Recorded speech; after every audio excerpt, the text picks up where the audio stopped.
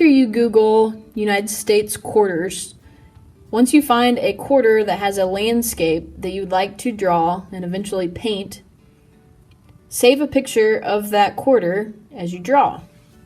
I've gone ahead and drawn this quarter of the Everglades in Florida. And here is my drawing. You have the option to draw the landscape on the full sheet of paper or on the board, the blue board. You could also see an example of a quarter where the landscape is drawn within a circle. So the choice is yours. Either one would be fine. We are going to use watercolor. So this demonstration is to show you a couple of options. We have a normal watercolor set, like so, or we have watercolor colored pencils. So these are different than normal colored pencils. I'm going to demonstrate both, but if you take a look closely, these actually say watercolor on the sides of them. So there are all kinds of different colors that you would see with normal colored pencils, and I'll show you a couple of ways to use the watercolor colored pencils. What you see that I already have done was used with the watercolor colored pencils. So I'm going to go ahead and start out with those. I feel like many of you will really like the way that these turn out. So to get started, I'm going to experiment with the different shades of green here to work with some of the Everglades, the grasses that you see, some of the leaves and the plants down below, and even a little bit in the background. I'm going to actually do the water that you see here with normal watercolors so you can kind of see the difference between them. So with any type of watercolor paint, you obviously need water. Okay, so I'm going to have a cup of water here. With the colored pencils, you can either dip the pencil in the water itself and then draw directly on the paper. For this effect, it will have a much brighter color for you. If you're wanting a softer color, you'll actually want to do the opposite and put the pencil on the paper first and then add water. But I'm going to go ahead and add a few areas where I have the darker green. We want to have these contrasts between the lights and the darks to again experiment and show the depth and the element of space, which is what we're focusing on for this project. Add a couple more in with just the dark here. I want it to go right against my bird, so then the pink and red really pop out.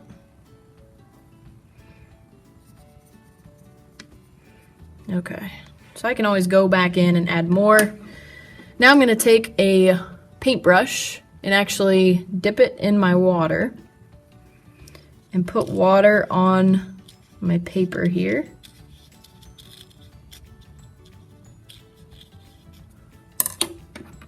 I can apply the pencil this way as well.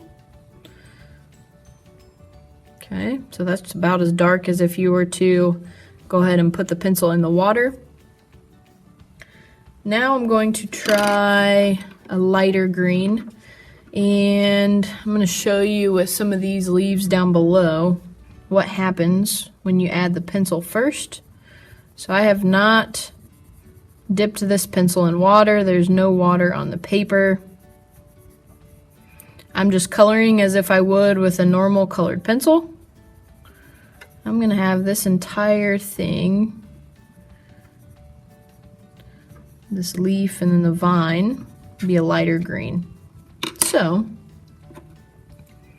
take my paintbrush, dip it in water. You don't need a lot of water. And then what it does, it just creates a soft, almost pastel effect. And this is probably what you guys are used to when you use watercolors. It just creates that subtle touch of color, very light and airy feeling.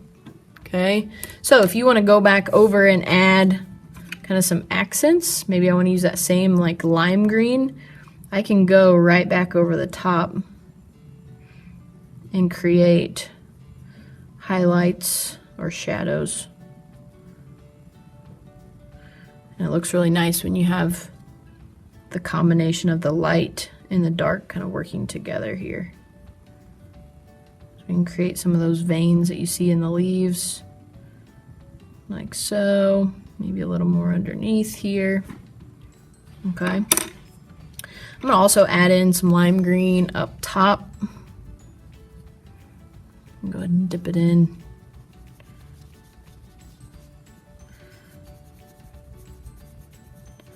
You can see kind of the subtle changes between the two greens. That darker green creating almost more like shadows. And fill in areas by the bird.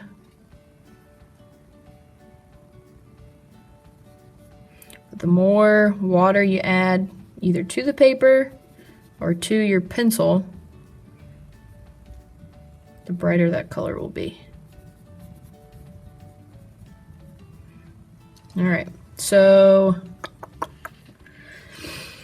I'm going to set that down for now.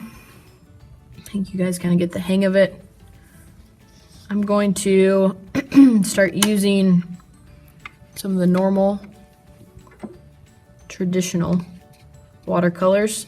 So the more water you have on your brush, the lighter your color will be. So just think, if you have more water, there's going to be less paint on the brush, and vice versa. So if you want a darker color, you're going to need more paint and less water. So right now you can see this is barely adding anything. Think about colors like we discussed during class on Monday. You know, deeper water would probably mean a darker shade of blue. One thing you do not want to do is mix colors in the watercolor set. So I can actually create a darker shade of blue, almost more like a navy. You can either use the tray here, the top of the lid, or I have other styrofoam pieces that you can use. But if I want to create more of a navy color, I can actually just add black in with it. Be very careful not to drip it on your project. This is going to be almost more like a black. But this can give the implication that this is deeper, darker water. Okay, versus here we've got more of a light purple. If you let the colors, instead of painting it just a solid color, leave some space in between, and that allows room for other colors to be added in later. So I'm going to just go kind of over the top of what I already had done. Make sure when you paint, you're painting in the same direction. Don't go back and forth like this. It will actually have ruin your paper. You'll see little wads kind of crumpled up. It's just nice, easy strokes. I like the way this blue's turning out up close. It's actually mixing in with the lighter blue that I'd added earlier with watercolor colored pencils. So even just kind of adding this subtle blue on top is really making a nice effect. And there you can kind of see my paper. These clumps here we don't want. So I'm adding too much water. Too much water can do that as well.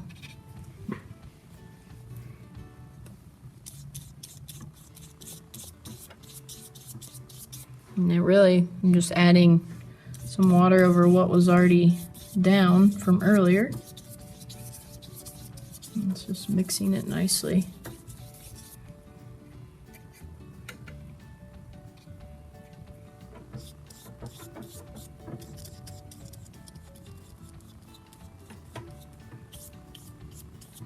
So a combination of the regular watercolor,